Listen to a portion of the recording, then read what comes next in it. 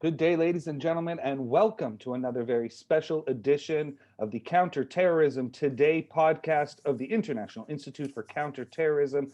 I'm Itai Hanman, and it is a pleasure to be here with you today with two of the most honored guests I've ever had on the program. Professor Boaz Ganor, the founder and executive director of the International Institute for Counter-Terrorism, and the Ronald S. Lauder Chair for Counterterrorism at the IDC in Herzliya, and Mr. Brian Jenkins, Senior Advisor to the President of the RAND Corporation and member of the Professional Advisory Board of the ICT, and an author of numerous books and articles. Gentlemen, thank you so much for joining the program. How are you doing today?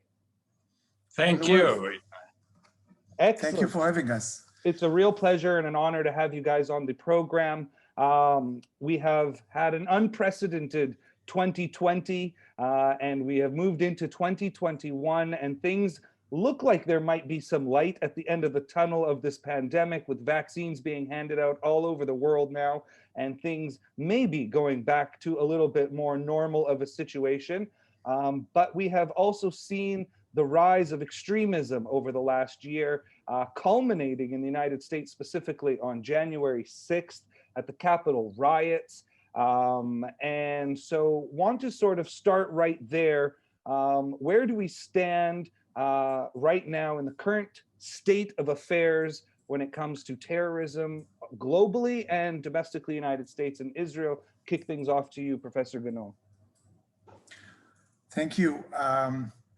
Well, you know, we are living now, I believe, in a transition time. And transition always worries us, although the situation prior to COVID-19 crisis in reference to global terrorism was frightening enough, but that was the devil we know. And it's quite clear, I believe, to experts of counterterrorism that this devil will change, will transform, once this crisis, the crisis of COVID-19, will cease, or at least will ease altogether. Before the crisis erupted, before coronavirus was spreading all over the world and interrupting our day-to-day life and activity, we saw a gap that started with the decline of ISIS. You know, when I'm talking about terrorism, usually I'm saying terrorism is a fashioned business, and fashion comes and fashion goes, sometimes fashion returns.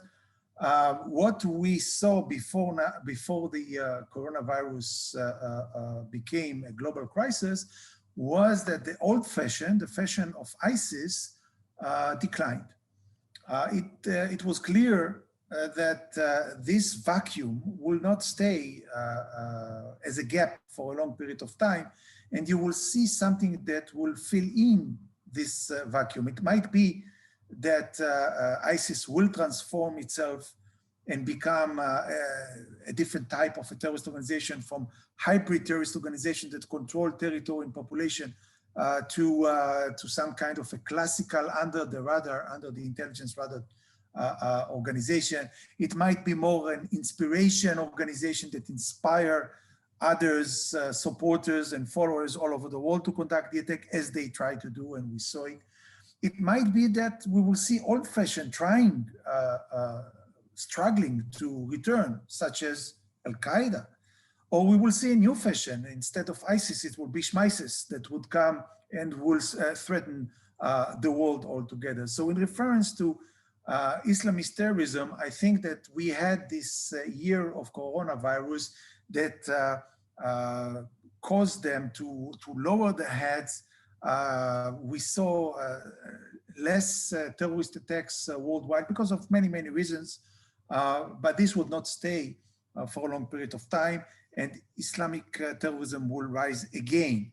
You rightly mentioned that on top of that, we saw and we are seeing the rise of not a new breed of terrorism, but a growing threat, and this is the far-right terrorism, not just in United States, but I would say in a way mainly in United States, but we see it all over the Western society. We see it in Europe, we see it in Australia, in New Zealand, and other parts of the world.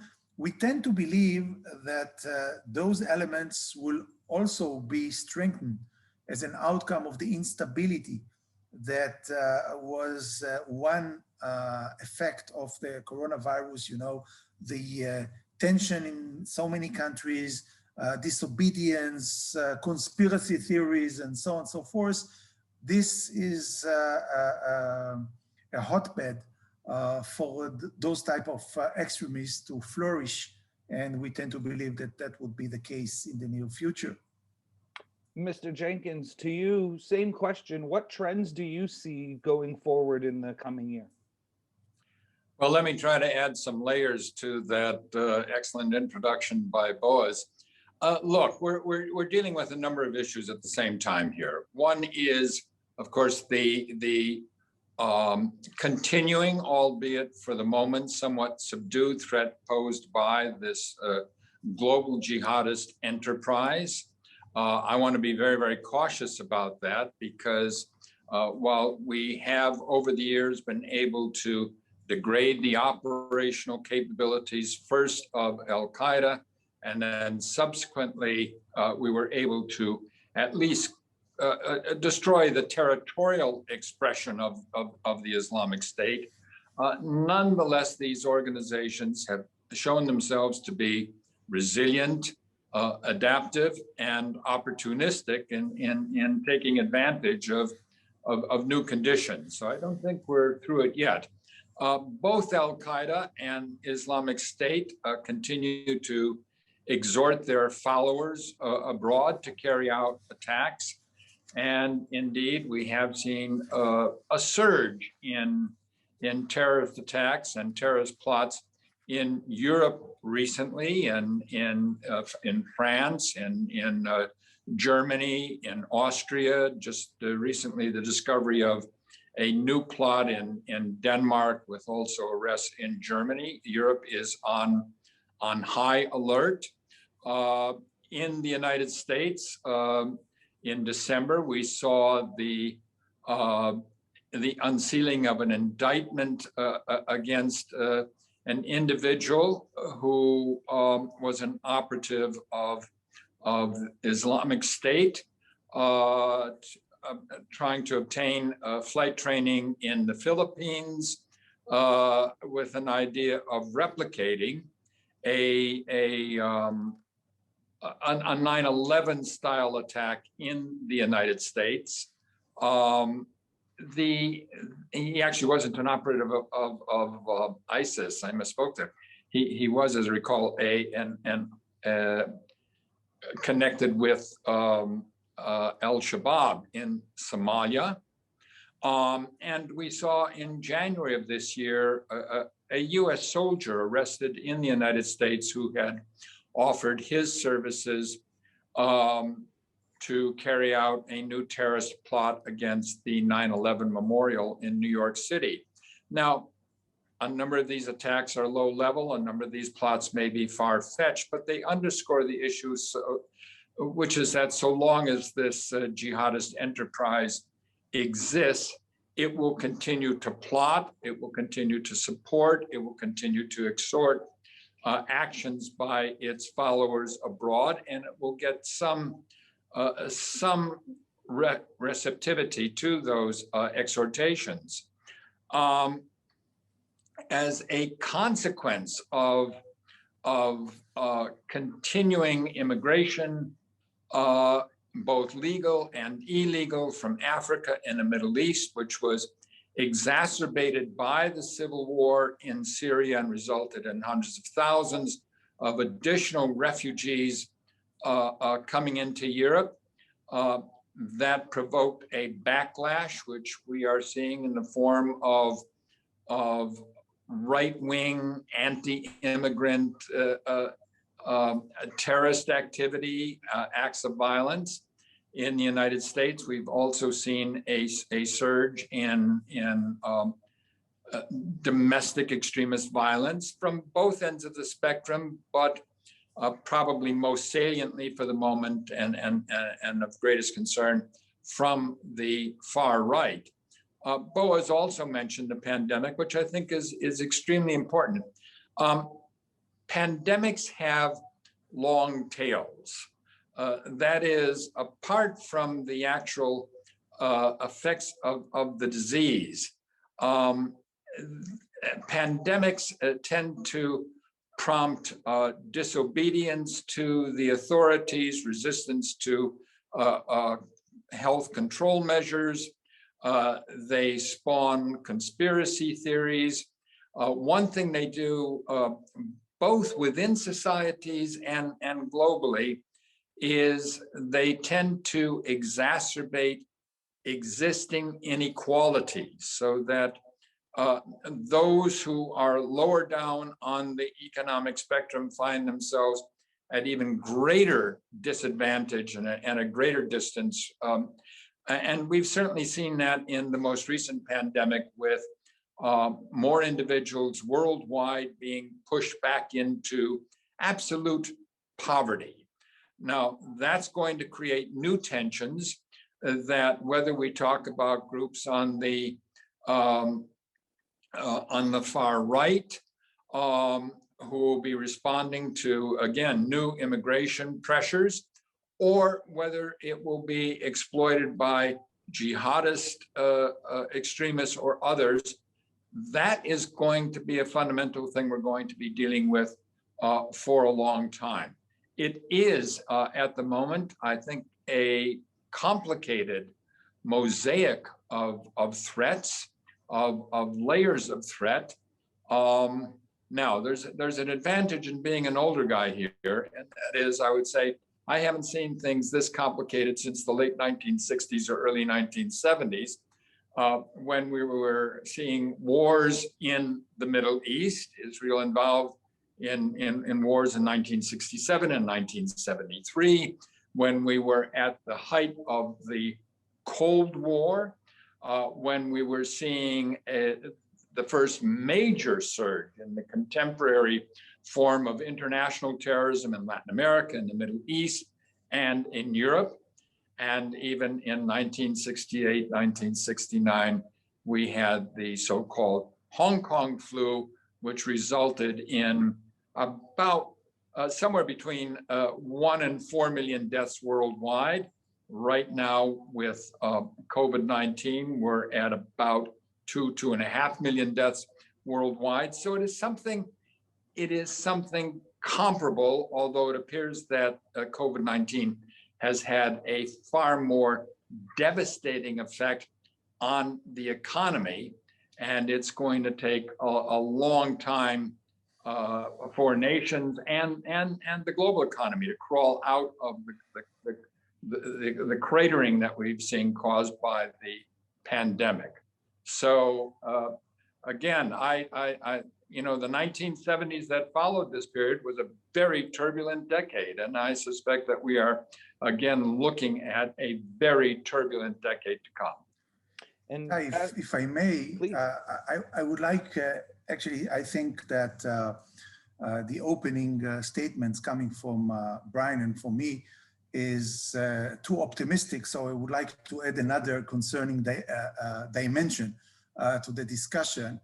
And I have to say that I'm also concerned with the third type of possible new wave of terrorism in the coming months and in the coming year. And this is state-sponsored terrorism. And I refer to a certain state, particularly Iran.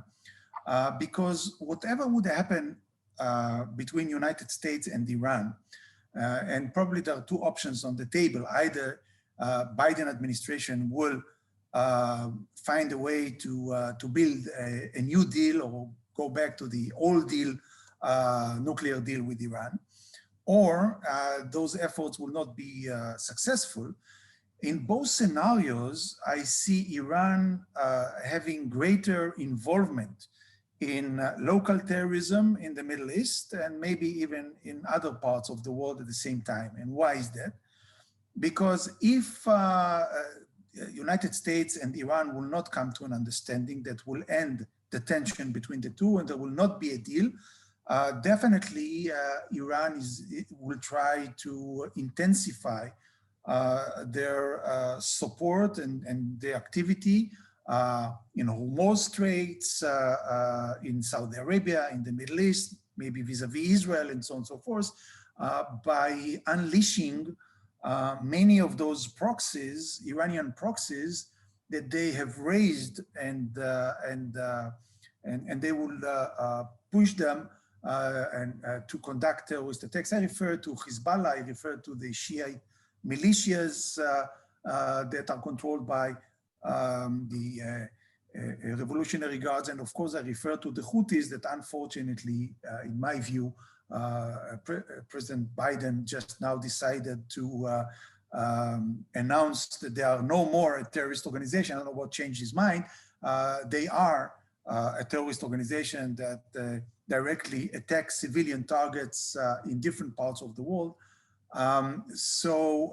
If there would not be a deal, they would unleash those organizations and will order them to conduct terrorist attacks. If there will be a deal, they would have much more money that will be funded to the budgets of those organizations to support their subversive activity in different countries in the Middle East and other parts of the world. So on that matter, I'm also not very optimistic.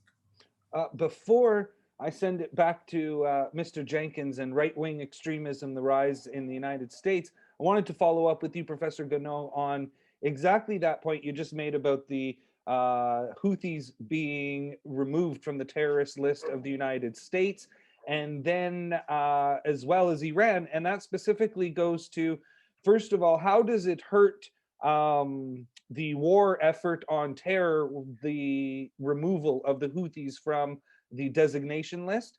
And more importantly, what are the real options in halting Iran's aggression in the Middle East and Europe as a whole? I'm not even speaking about their nuclear weapons. Back to your point of unleashing their proxies, that we know they have many in Syria, they have many in Iraq, and obviously right now in Yemen to fight the Saudis and their other proxy wars that they're conducting. And we also know what they can do to unleash their proxies on Israel from Gaza and the northern border as well.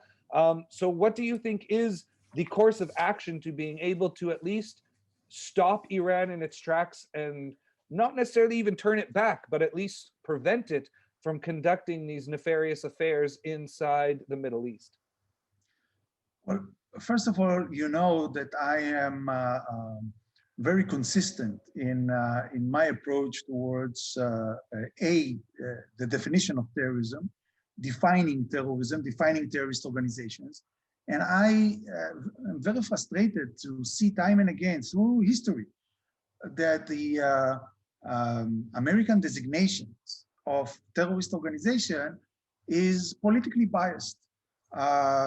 They sometimes define this or the other state as state that sponsored terrorism when it suits their policy, their political interests, and on other cases, with no change of that specific state, they decide to take them off the list. The same thing is about the decision to undesignate the Houthis. The activity of the Houthis didn't change.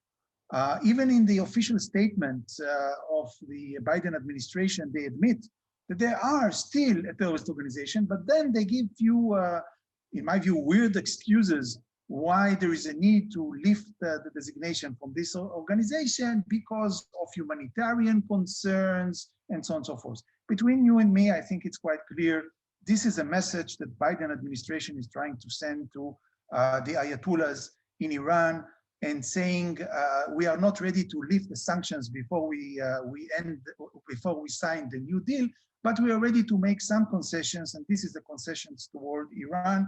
This is counterproductive in my view. This is exactly the opposite message which is needed to be given to Iran. If you really want to have a deal with Iran, because the Iranians are the best negotiators on earth, and those concessions are not being taken lightly and not being taken as a positive steps altogether.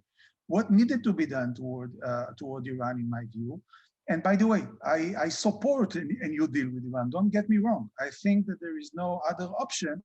But the other side, i.e. Iran, needs to want this at least as the Americans, and maybe even more than the Americans. And it needs to be very clear to them that they have carrots to get from this deal, but there are sticks on the table. And the sticks that on the table, at least my recommendation for quite a few years to the American administrations in plural, was that while negotiating with Iran, you need to start to build a new international military alliance. I call it a second NATO. As first NATO was created vis-a-vis the USSR, the second NATO needs to be created vis-a-vis Iran. The Iranians should know that yes, the Americans, the international community is ready to have a deal with them, but they are building their military capability that will not hesitate to be active if they will break their commitments, if they will run for the bomb, and if they will threaten the Arab and other states in the region altogether. This is the language that I believe that the Iranians would understand and adhere to. Mr. Jenkins, before we move on to right-wing extremism, is there anything you'd like to add to what Professor Ganor just said? Thank you. I think I would. No, I'm not going to disagree with Boaz that Iran, both in terms of its nuclear ambitions and in terms of its regional ambitions operating through its proxies in various countries, represents another major component of the threat. Nor would I disagree with Boaz that often the designation of either state sponsors of terrorism or the designation of terrorist groups themselves is driven in the United States by a combination of both immediate US interests as well as domestic politics. I mean, the list has never been a coherent list dictated solely on the basis of definition. It is determined very much so by interest. And in that regard, while it is not my place to speak for the Biden administration, I should point out that all new administrations arrive in Washington with their primarily domestic agendas. That is what they want to do inside the United States, and aren't looking for international complications to distract them from that. I mean, you know, the administration of George W. Bush arrived in office at the beginning of 2001 with an ambitious domestic political agenda, and of course spent the next 8 years involved in the global war on terror. There has been a consistency actually from the late Biden administration, the late Bush administration, through the Obama administration and the Trump administration, and indeed the Biden administration, and that there's been a certain consistency, and that sounds odd for the moment, but the desire to not be tied down in never-ending wars, to get out of forever wars. Now, the drawdown began in the late Bush administration from Iraq. It went up briefly at the beginning of the Obama administration in Afghanistan, but came down again. And it was with great reluctance, pushed by events in Syria and Iraq, that the United States again became involved in direct military actions in Syria and Iraq. And through the Trump administration, saying we're going to get out of these stupid forever wars, as they're referred to. And Biden is reflecting that. Keep in mind, the Biden administration has to deal with a still raging pandemic. I mean, we went through January with the pandemic in the United States, killing as many people every day as died in the 9/11 attacks. We were north of 3,000 deaths a day on average. Now that has come down, and somehow we're relieved if it's below 2,000 a day, which shows you how bad it has become in the United States. He is concerned with the deployment as rapid as possible of vaccine. And here is a case where Israel is far ahead of the United States. He is concerned with an economy in the United States that has been, again, devastated by the pandemic. He is dealing with a deeply divided country domestically.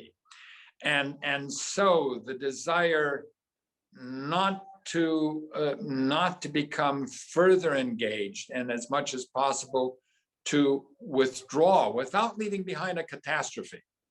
I mean, that is the challenge that the new administration faces. Do we bring the few remaining troops out of Afghanistan and out of Iraq?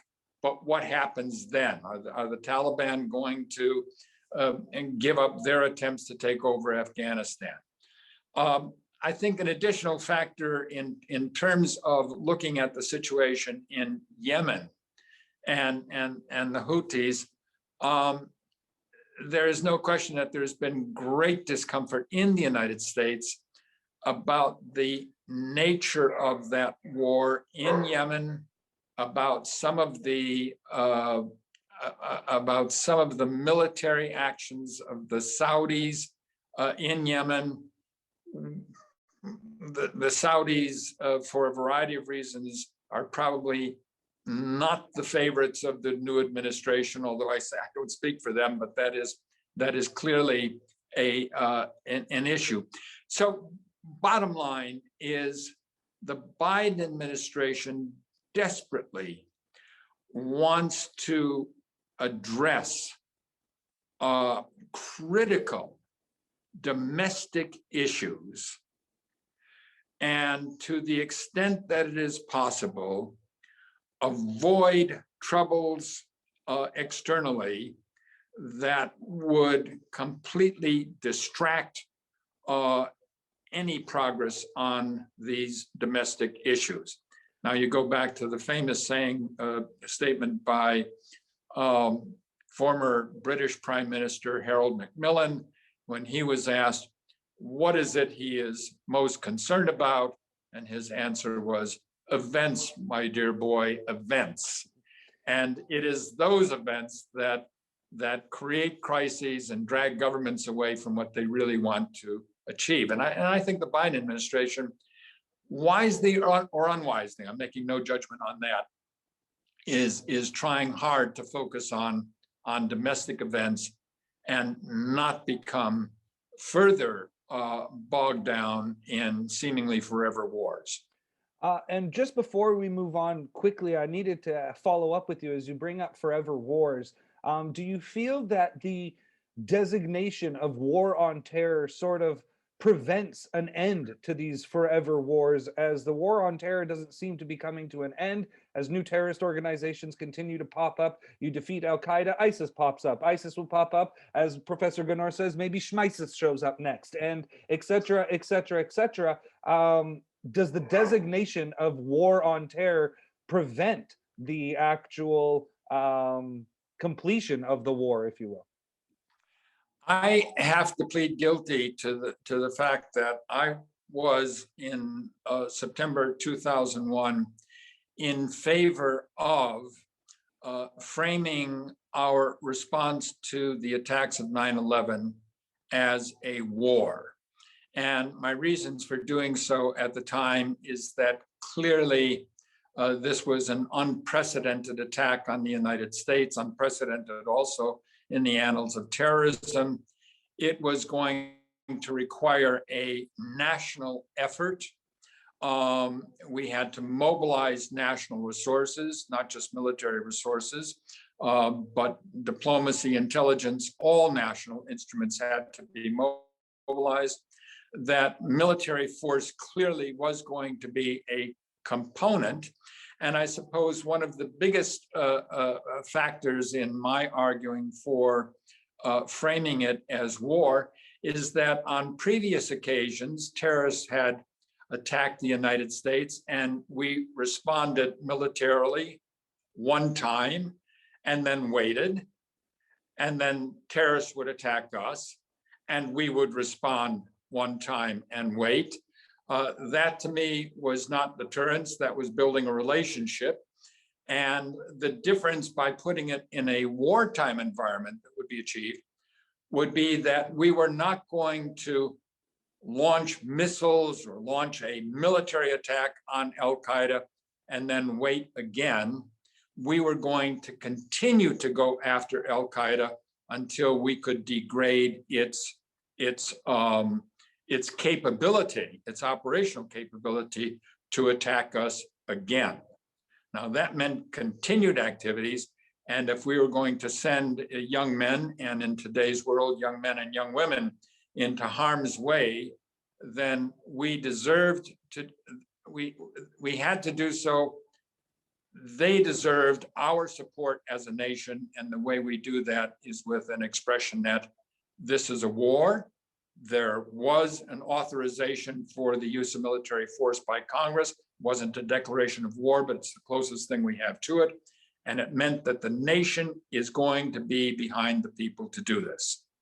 And as a veteran of Vietnam, I felt very strongly about that. Now, the mistake in that was that war to the American public is a finite undertaking with a clear beginning and a clear end. This was going to be a very long war. I realized that at the time. And I was never clear that there was going to be a precise, clear ending to this. And here I think we're dealing with a different kind of warfare today. I would be shocked if tomorrow the New York City Police Department declared that we have defeated crime. No more crime. We're demobilizing the police force. We're done. And so it has become with the terrorist threat. We cannot declare mission accomplished. We cannot declare that our foes are near strategic defeat. This is an enduring task. We will be combating this using a variety of instruments, military and non-military, for the foreseeable future. And therefore, we're not going to have the Taliban or Al-Qaeda or Islamic State come out on the decks of the New Jersey and sign a surrender document. That is not going to occur. This is going to go on. It will morph, it will evolve, but this is a struggle that may last generations. And Professor, anything to add to that? Yes, thank you for asking, because I want to second what Brian was saying. I think it was a very good explanation, and I want to add my 2 cents to that observation. First of all, you have to understand that we are talking about zero-sum game here, and whatever one side decide that is not interested, not to be involved, is incapable, he has more urgent things to do, and so on and so forth. The other one is immediately the other side, the other axis, is immediately has the benefit from the vacuum which is being created. And practically, following the lead of Brian, one should ask himself, why did United States was attacked in 9/11? You can buy Bin Laden argumentation or other Salafist jihadist argumentation that they are fighting a defensive war, which is nonsense, or in Hebrew, bullshit. But at the same time, when I was asked by Americans immediately after 9/11, why were we attacked? I said, United States was not attacked because anything United States did United States was attacked because what United States is. And United States actually represents a value system, a liberal democratic value system. And this is exactly what those Islamist jihadists and the axis of evil led by Iran today despise. And they are being threatened from that. And once you understand that, you understand at the same time that this is not just an obligation of United States. United States cannot run away from the historical responsibility that was given to her by their shoulder. Many, many Americans, by the way, bipartisan, are isolationists. And you know what, if I would have been American, maybe I was also isolationist, because United States is, it's a huge power, it's a huge economy, and they can say to themselves, look, we are interested in domestic affairs, we're not interested in international issues, especially when it might lead to economical grave losses to us and loss of life and so on and so forth. And I would definitely understand and identify with that. But at the end of the day, this isolationist approach, which I again agree with Brian, I think it was bipartisan. It was not starting with Obama, and it's not ended with Trump. Trump was no less isolationist in this regard than Obama, in my view, and Biden probably following that concept altogether. But then you create a vacuum that let the monster grow. And this monster, when it will grow, will come at you, will come to attack you as well. That's why you don't have the leverage. United States doesn't have the leverage to lean back and say, we are not interested in what is happening in the Middle East, what is happening with Saudi Arabia, what is happening with Iran, what is happening with Israel.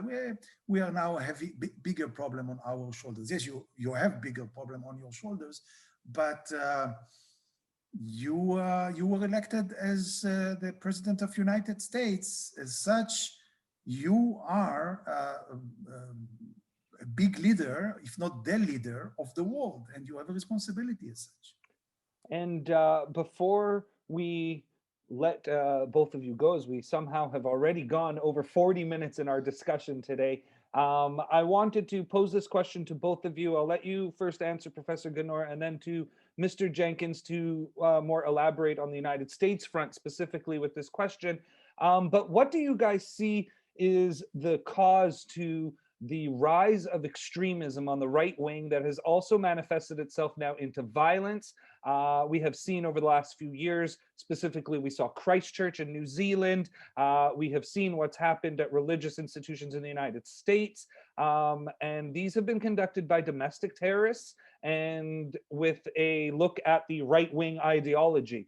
So start with you, Professor Ganor, in just a few minutes here. What do you see as the main cause of this global right-wing extremism rise? You know, I was not long ago wrote an article in which I analyzed the Christchurch attack, the attack of Brenton-Trent in New Zealand. And one of the things that I did, that I compared the manifesto of Tarrant to the manifestos of the Islamist jihadists, many of those that conducted suicide attacks. And I was amazed to see how resembled was some of their explanations and excuses, if you wish, and so on and so forth. To name a few, both Tarrant and the Islamist jihadists are arguing they are fighting a defensive war. They are fighting a defensive war that threatens their culture, their set of beliefs, the religion, whatever. It depends, of course, what they believe in. But the concept of defensive war is a common denominator.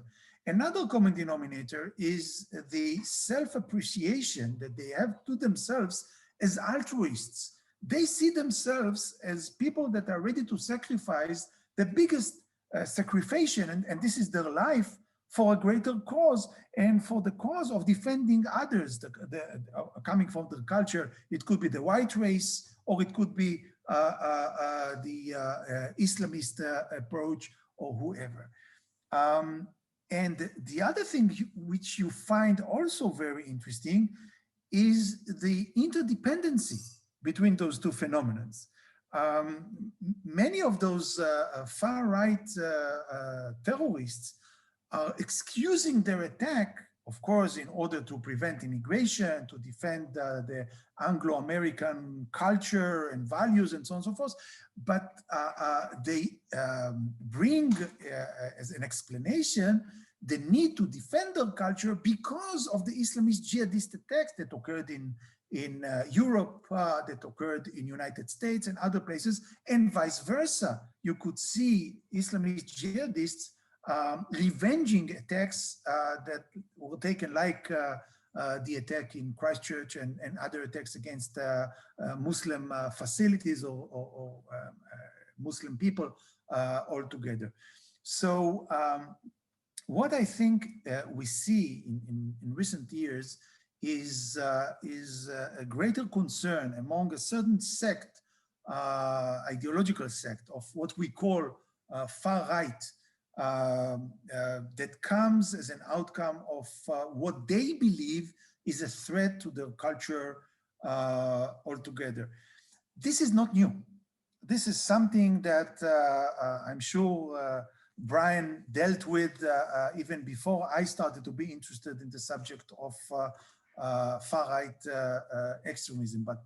But those new far-right extremists are using or misusing the modern technology, and especially the internet, and especially social networks, and especially different internet platforms that let them associate with each other, be surrounded with their peers, and intensify their hatred and their concerns, and create models that lead others, like an epidemic phenomenon, like COVID-19, in exponential manner, to imitate others, buy into those extreme views, and maybe act on them and conduct terrorist attacks altogether.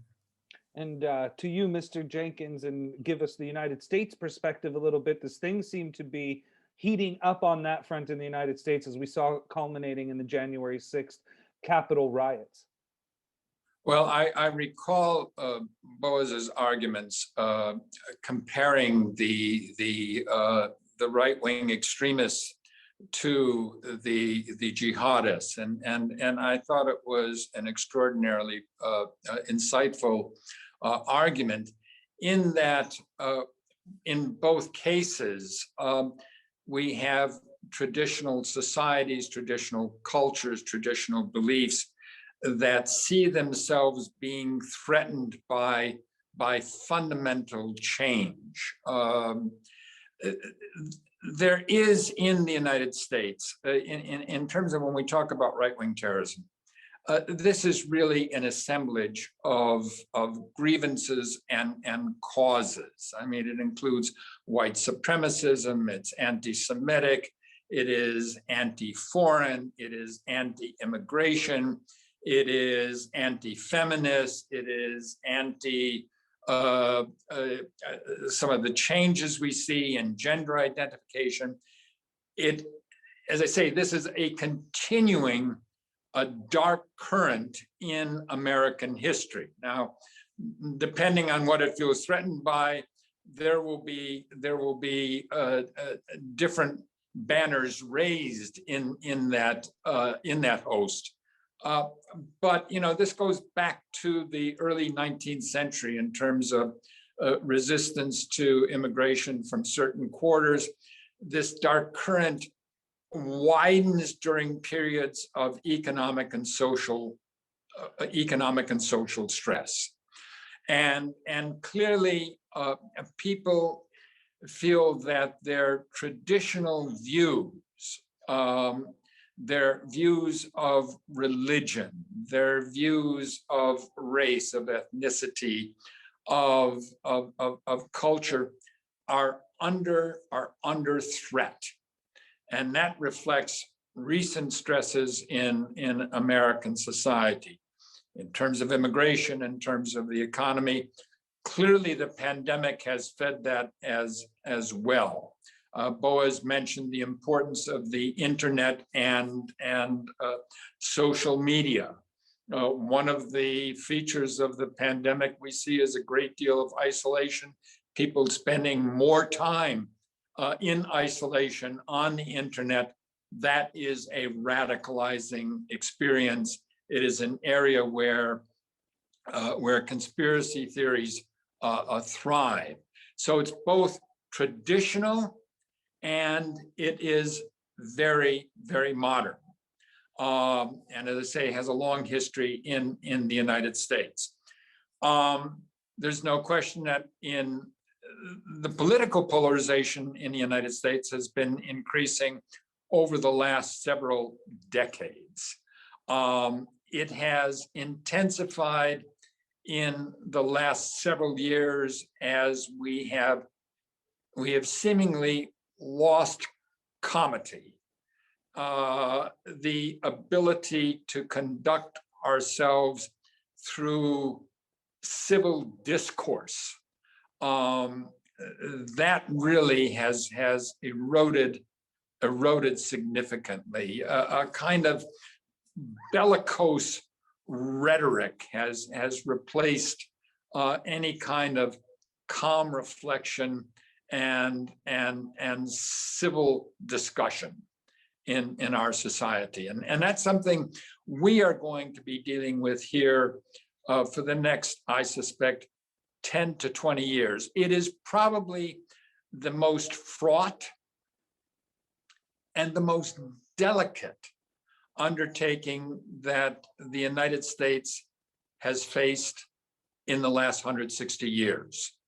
And if you do the math, that takes us back to 1861 on the eve of the Civil War. Now, I think there's a lot of foolish talk on the part of many about secession, about civil war, but there's no question about the deep divisions in American society right now.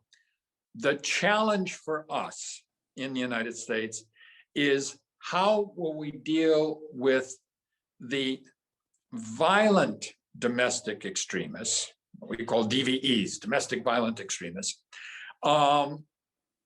and at the same time avoid deepening these divisions in our society. So how do we isolate this extremist element, this violent element of it, from the larger portion of the population? It is going to require a complete rethinking of our strategy. Counterterrorism will be a component, but counterterrorism has to be embedded in a broader and deeper political approach to this. When I say political, I'm not talking about compromising with extremist beliefs that are antithetical to unalienable rights. So there's no compromise with white supremacist beliefs. There is no compromise with anti-Semitism. There's no compromise with racial hatreds. But we still have to find a way, as I say, to isolate the violent edge of that from broader society without creating greater difficulty. To me, that is going to be a more difficult task than combating homegrown jihadists. We've had a measure of success in doing the former. It is going to be far more difficult and require a complete change in strategy to be able to effectively deal with our domestic violent extremists. Before we end this most sobering conversation, I wanted to pose to both of you to let the audience know in a sentence or two what you guys feel is the greatest challenge to the war effort on terrorism, the challenge to counter-terrorists in the coming decade. Is it state terrorism? Is it Islamism? Is it domestic violence, extremism from the right, as we've discussed? Is it some new technological feature that we haven't even envisioned yet that might come out in the next few years that will transform the decade ahead? In a sentence or two, if you guys would give us what you feel might be the greatest challenge of the coming decade. It seems like you're asking a question that can open a new debate that would last for hours among the two of us. But and it's definitely very difficult to condense and squeeze in one or few issues that would actually summarize the overall threat. But I would say, having said all of the above, that it all has to do, in my view, in the rationale of counterterrorism. Terrorism is an evolving phenomenon. It changes from day to day, from year to year, from organization to organization, from region to region. And any of us, any of the counterterrorism experts in the world can never lay back and say, I got it. I understand what terrorism is. I know how to deal with it. Just listen to me and we'll solve the problem. No, it's an ongoing, evolving threat. The terrorists are on a learning curve, and we need to be on a learning curve all the time. So the real task for counterterrorism experts is to learn, to understand how terrorism is reshaping, is changing, their modus operandi are changing, their ideology is changing, and their rationale, their cost-benefit analysis is changing. And only when we'll do that endlessly, in a way, we will be able to contend and not, as Brian was saying, not to win the war on crime, not to win the war on terrorism, but to contend with the phenomenon and put that in a certain condition that we can live with a limited level of terrorism altogether that would not interrupt with our day-to-day activities and our day-to-day life altogether. Mr. Jenkins? Let me follow on to those remarks with the fact that Boaz is right. We face a very, very complicated threat matrix, and we'll be dealing with this in various forms as it evolves through the years. I am confident that so long as we know ourselves, so long as we maintain our basic commitments to our values, to our democratic values, to our humanitarian values, so long as we can maintain our unity, speaking about the United States as a nation, we will be able to cope with these terrorist threats and contain them to the point that they will not affect our commitment to these fundamental values. If we cannot maintain that commitment to these fundamental values, if we are so divided that we begin to tear each other apart, then we cannot effectively deal with these other challenges that we face. So our fundamental objective has to be that we will continue to function as democracies in the world, that we will remain true to our values, that we will have the courage as well as the stoicism to deal with this without tearing ourselves apart. That probably is the closest we will get to victory in the continuing struggle against terrorism. I'd like to leave it exactly at that point, that hopefully we can look forward to said victory into the future. This has been an exciting, enlightening, and sobering conversation. with you both. I want to thank you very much for joining the program today. We have had with us Professor Boaz Ganor, the founder and executive director of the International Institute for Counter-Terrorism, and the Ronald S. Lauder Chair for Counterterrorism at the IDC Herzliya, and Mr. Brian Jenkins, Senior Advisor to the President of the RAND Corporation and member of the Professional Advisory Board of the ICT, as well as an author of numerous books and articles. Gentlemen, thank you so much for joining the program. We really appreciate you taking the time. Thank you, Thank you. Itai. Thank you, Brian. Thank you so much.